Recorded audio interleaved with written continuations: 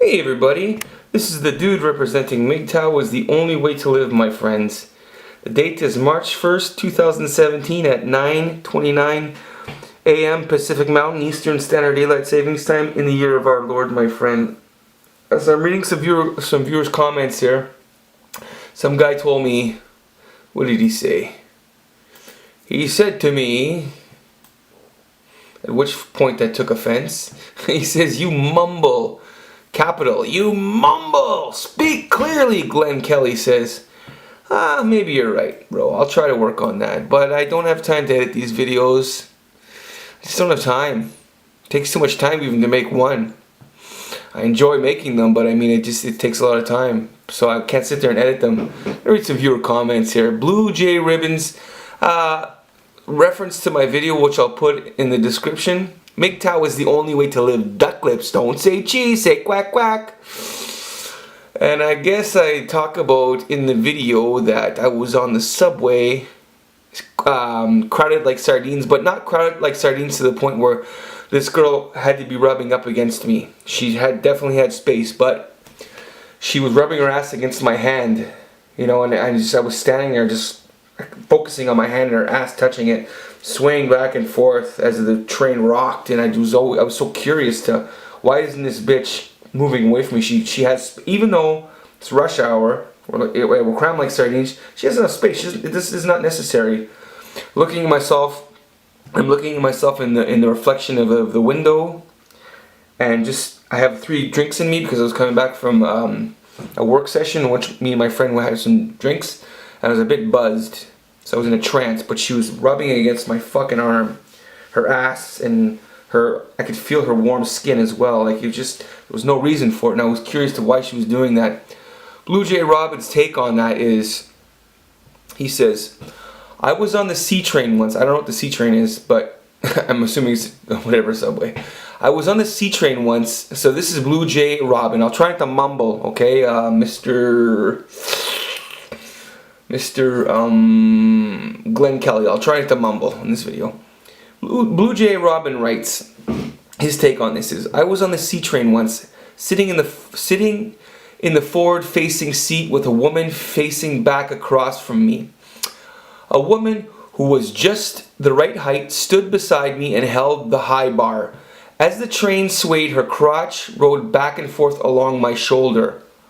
Wow, that's fucking hot.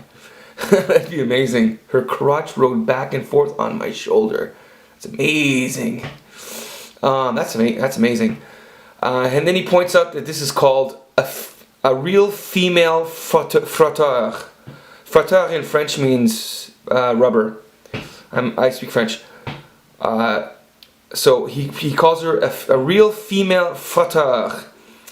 A person who obtains this, and the definition of this is, he points out, a person who obtains sexual gratification by touching or rubbing against the clothed body of another person in a crowd. Wow, is this a thing? This is a thing? I don't know. Cool. The woman seated across from me looked at the rider, at me, at the rider, at me. I couldn't meet her eyes, as I would have busted out laughing. So I guess the woman across from him saw what was going on and was giving everybody a once-over, looking, you know what I mean? We all just did our thing. We all just did our own thing, he writes. Next paragraph. Such things just happen on crowded transit, though only men are supposedly the ones that do it. I don't believe that I've ever heard any public outcry about women who do such things. I guess it's a kink women have. I guess I don't like guys, so I don't know. I'd never fucking voluntarily touch a guy's skin on a transit. But I guess women like guys. I mean, I don't have a woman's mind. He goes on to write, I guess people just feel lucky to be molested by a girl. No shit. We won't even mention that.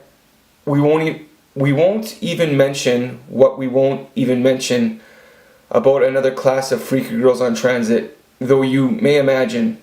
The reason why I'm answering this email in video form is because after I read this, a few stories came to my mind throughout my history, and I can remember, and it's about the concept of the female frotteur that he describes. When I was about, like, now I have long hair, my hair's in a ponytail, so it's long, and I've had this Same hairstyle since 1991. Just have long fucking hair. In a ponytail, long straight hair. But when I was about 15, my last official haircut was probably around the age of 17 or 18. But when I was 15, I would get haircuts. Okay, this is like in 1989 or 1990, when that sort of Tony Hawk hair was, you know, the squeeb, that haircut, the Flock of Seagulls haircut was in. Just to show you how old I am, I'm 43 going on 44. So I used to get that haircut. So I would go to I'm from a small town. So I would go get my haircut at the local hairdressers. And the local hairdresser at the time must have been about 23, and I'm 15, 16, maybe 17, I don't know, somewhere along those lines. Probably, I'd say 16. And she must have been at least between the ages of maybe 21 and 24 max. Super hot chick, like the hottest chick in town. Blonde, gorgeous. I remember seeing her at a concert one time, and she had the high heels on and stockings and like the leather skirt and the sort of Farrah Fawcett hairdo. But more 1989 big hair. You know, not Farrah Fawcett, but more like, I guess, the fucking 80s rocker hair. I don't know. But anyways, so she's cutting my hair, and you know how they circle you, you're in that chair, and I guess you lie back or whatever, and they put the bib on you, the bib. And I can remember, like, she'd be in the back cutting my hair, but then all of a sudden she'd come to the front. Okay, and I swear to God, this is a true story, okay? And I had a hard-on underneath the bib, my dick bleeding with pre-cum. She would come along to my front, okay, to cut my hair in front, and she had her leather skirt on, okay? I'll never forget this because, oh my God, man. Oh. And she was right in front of me, and her knee... No, my knee was pressed into her crotch, and she was rubbing her box on my knee.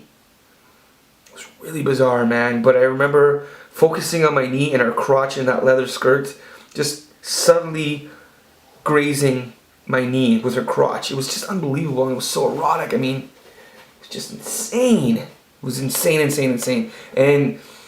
And you could argue that, well, she has to be close to you. No. It was fucking blatant, man. It was her crotch was nestled into my knee, just rubbing back and forth, like subtly but blatant.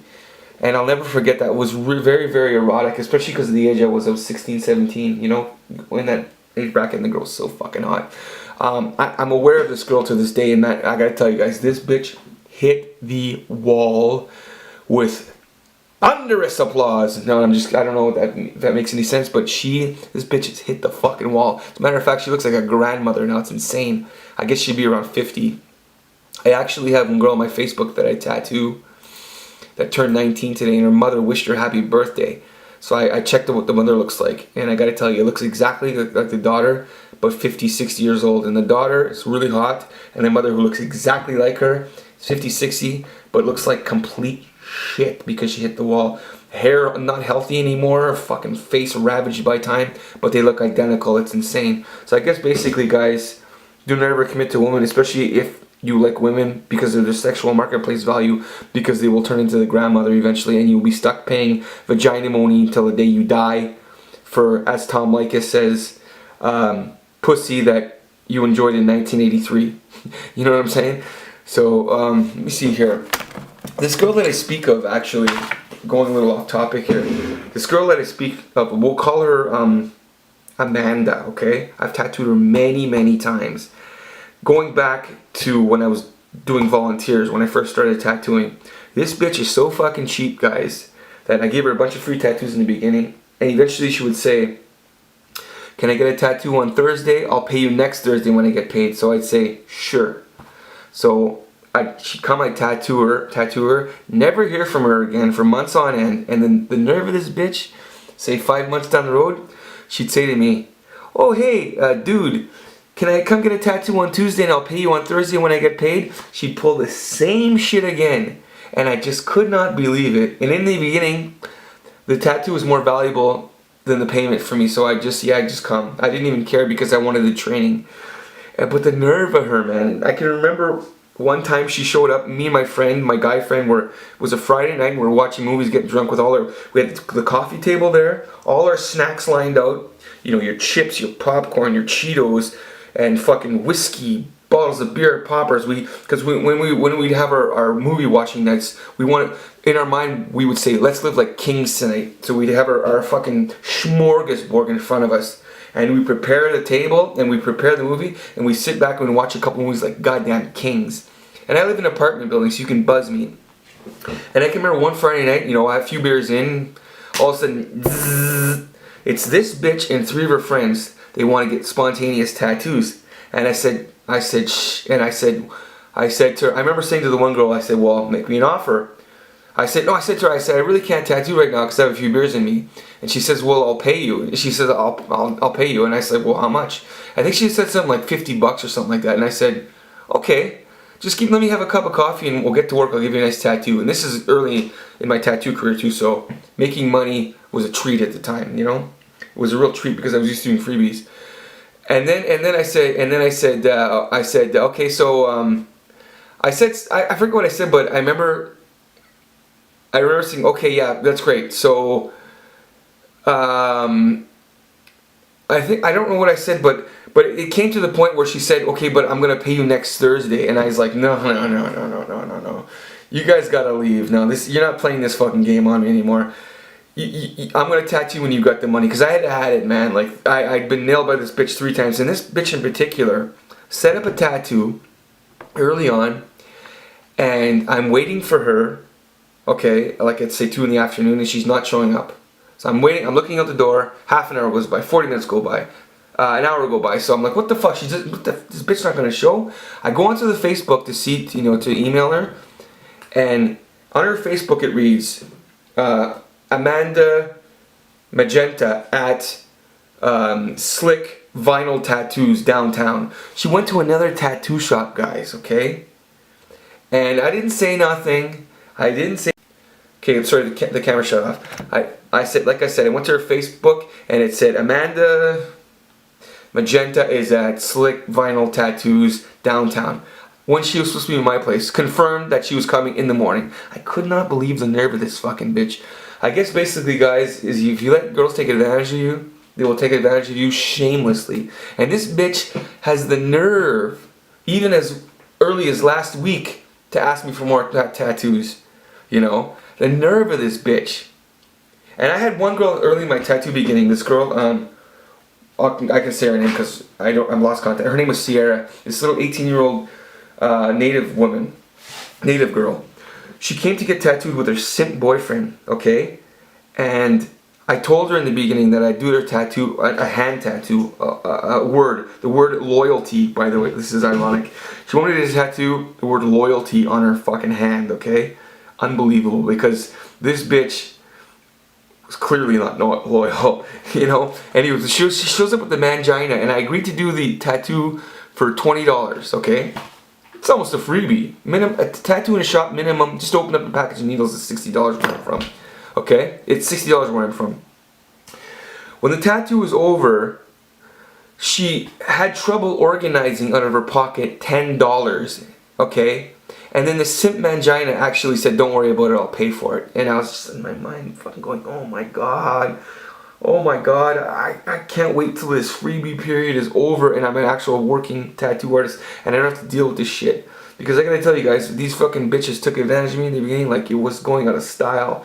And now I get paid for tattoos, obviously, but in the beginning, man, women, when I would put on my Facebook looking for tattoo volunteers to do freebies, man, it was like locusts coming to eat a tree, shamelessly taking advantage of you. And then, just like, I know I said a freebie and stuff like that, but man, like, once you give a person a free tattoo, they expect to tattoo you from you for free till the end of fucking time. I could go on about this until I'm blue in the face, but women will what I learned from tattooing is that women, especially young women, will shamelessly take advantage of you. I can remember this one fucking loser guy I tattooed, okay? In the beginning, I did a Chinese symbol, and he came, actually, he was he was introduced to me by my neighbor Lori the Loser, who I've spoken in other videos, and I got tons of more stories about Lori the Loser and her dyke girlfriend actually, but we're getting off track. So Lori the Loser gets me business, quote unquote gets me business. She buzzes on my door when I'm sleeping during the day, and I woke up and I answered the door, and she's like, "This is my baby daddy. He wants a tattoo." So I said, "Oh, okay, sure, come on in." So this guy wants on his tricep area, a Chinese symbol. It was big too. It was the size of a playing card, big like that. So the thing took me 3 hours to do, and I agreed to do it. This is early in my career. I agreed to do it for $20. Okay. So during the tattoo, it was going on and on. You become friends with these people as you're tattooing them. So during the tattoo, this guy was a fucking loser. Okay, her baby daddy. But I don't like to call guys losers because I like to say he was a loser at this stage in his life because he was a young guy. Okay, during the tattoo I gave him soda pop, iced tea, I gave him the chocolate bar that was left behind by another customer. Okay, so about $5-6 worth of goods. And we enjoyed chips, she enjoyed chips. Whatever, I don't care, whatever. I was, at this point, like I said, I was just more curious about, I just wanted the education more than the $20 bill. The tattoo's over. It was a beautiful tattoo, one of my best tattoos. It was clean, it looked fucking amazing. The photograph that I put in my portfolio is still in my portfolio to this day, and it still gets me work. It's amazing. This guy, at the end of the tattoo, he gives me his $20, okay? And he gives it to me in like a $10 bill and then change, quarters and nickels and whatever and stuff like that. Got the $20, okay? And this guy lived about 3 kilometers from my place, okay? And the bus here costs $3.25, okay, in my city. So he gives me the $20 bill, and keep in mind, I fed him.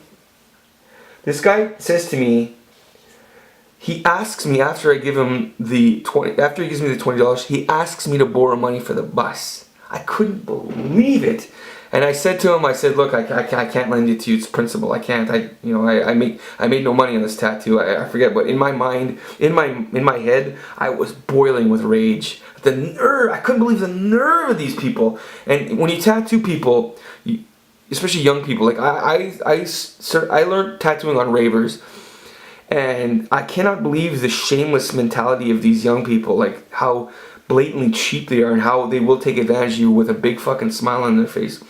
It's unbelievable. I mean, the stories of people I've met. I can remember I tattooed a porn star, and I'll tell this story. I don't want to get too long-winded, but I tattooed this porn chick, okay? Tattooed actually 2 porn chicks. But this one chick was like 45 years old, and she came with her 40, no, they were both 40. She came during the day, a spring day, during the day with her boyfriend, okay? And I was tattooing her knuckles. First of all, she wanted me to tattoo her face, and I would not. Okay, I'll tell this fucking story. So they come and they're both heroined out. Okay, they're both fucking heroin giggling. They're like 40 years old. So I'm tattooing her on a little, like say a little fucking, like how a Chinese woman, they do the nails there on those little tables. So that's what I'm doing. I'm basically doing her nails. It looks almost like, if you can imagine a Chinese woman doing your nails, giving you a manicure. That's what the tattoo setup looks like.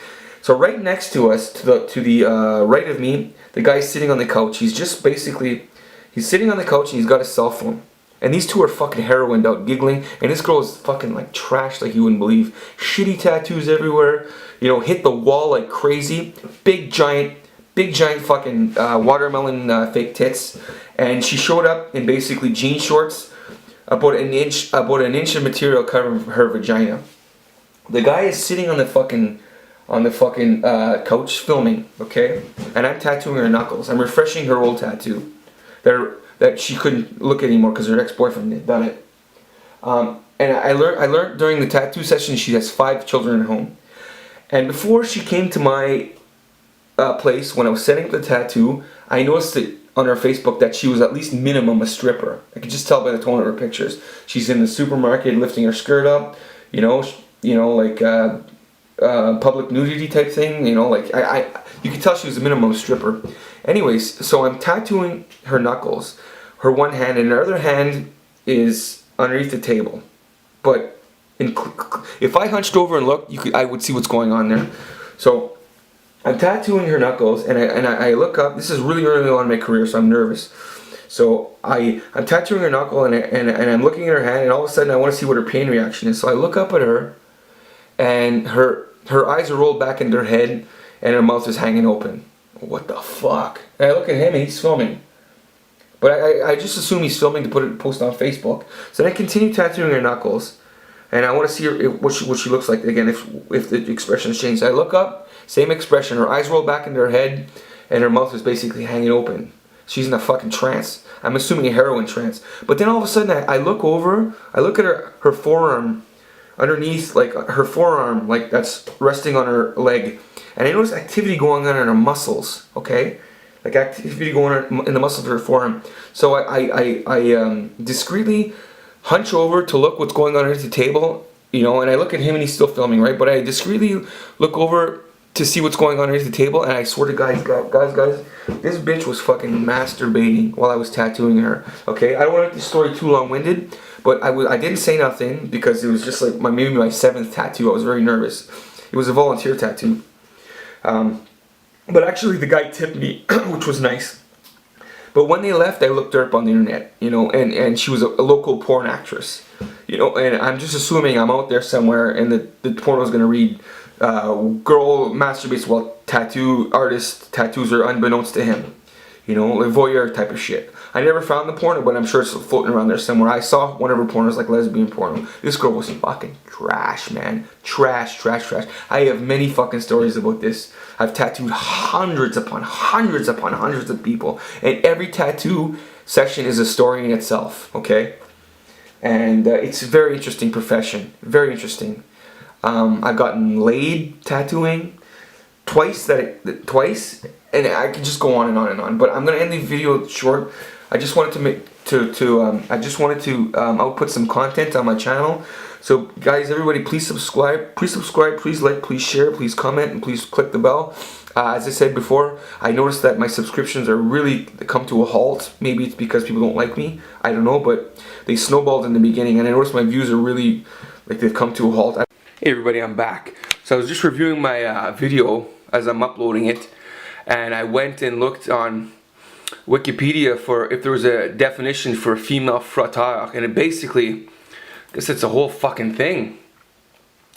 Frotteurism is on Wikipedia. Frotteurism is a paraphilic interest in rubbing, usually one's pelvic area or erect penis against a non-consenting adult person for sexual pleasure. It may involve touching any part of the body, including the genital area. A person who practices frotteurism is known as a frotteur.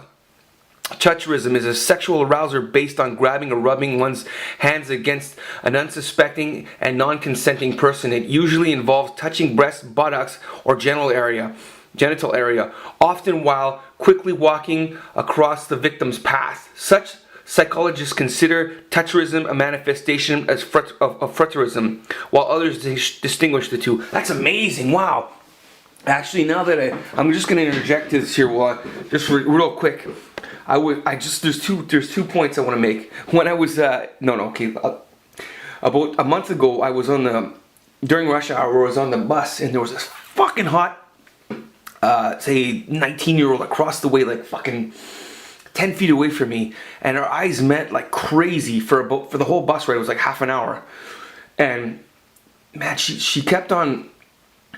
She was like looking directly in my way, just always taking her hair and flipping it, you know, like grabbing her hand and just taking her hair and flipping it to the side, always fucking with her hair, and her lips were pouty, like pouty, like little pillows, like a girl in her prime with those big, luscious, pouty lips, and she kept on, like touching her lips, and then at one point, she turned to the door, and I could see her reflection in the mirror, and I'm sure she could see me looking at her because it was at it was like, you know, nighttime, so like the windows were like mirrors, and basically I still have her in view, like, but I'm seeing her from the side view here, but I could see her reflection in the window, and I swear to God, guys, she was like, her tongue kept coming out of her mouth, and she was licking her teeth and licking her top lip, and I was like, is this fucking bitch cock teasing me?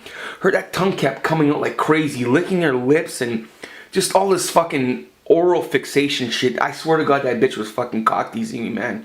There was no reason for it. Another thing happened to me in the year 2000 when I was 26 years old. I was on the metro, and this fucking school, I was like 25, 26, whatever, something like that. This fucking schoolgirl in a school girl outfit caught me looking at her. And I immediately looked away. She was really hot though. And when the subway stopped, she stood up to get out. She looked at me, and I looked at her. She looked me dead in the eyes, I swear to God. Okay, so you imagine a schoolgirl outfit, like perfectly ideal weight, 5 foot, maybe 300 pounds. Long fucking straight hair, schoolgirl. Putty lips, because she caught me looking at her. So as the subway comes to a stop, and she's waiting for the doors to open, she looks at me, she takes her hand, rubs her ass, and then swipes her tongue across her fucking top lip, and gives me a little smile. I was shocked. I couldn't believe it. And then as she was walking away, and the doors were closing, she was walking away. She looked at me one more time and gave me a big fucking smile. It was unbelievable. Anyways, thanks for pointing this Frotteurism subculture or thing out to me. What's your name? What's your name? Blue Jay Robin. It's fucking made my day, man. This is amazing. I love this MGTOW shit. Everybody, please comment. I love reading the comments. It gives me ideas for future videos. I hope I was more articulate in this video, and I hope I stayed on point. Guys, please subscribe, please like, please share, please comment, please click the bell, and fucking like the one guy told me, instead of saying grab your balls, grab the girl by the pussy, as Donald Trump would. Of course I joke, but you know what I'm saying? That's my fucking call sign for the day. Take care, everybody. Signing out.